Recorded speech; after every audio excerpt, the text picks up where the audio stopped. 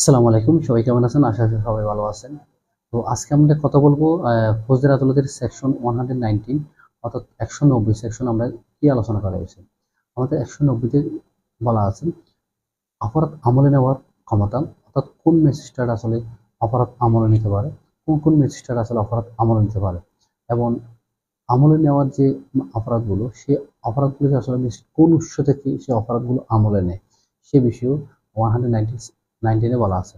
এখন আমরা সেই বিষয় নিয়ে আলোচনা করব। আমাদের এই সেকশনে বলা আছে 5 শ্রেণীর ম্যাজিস্ট্রেট অপরাধ আমলে নিতে পারে।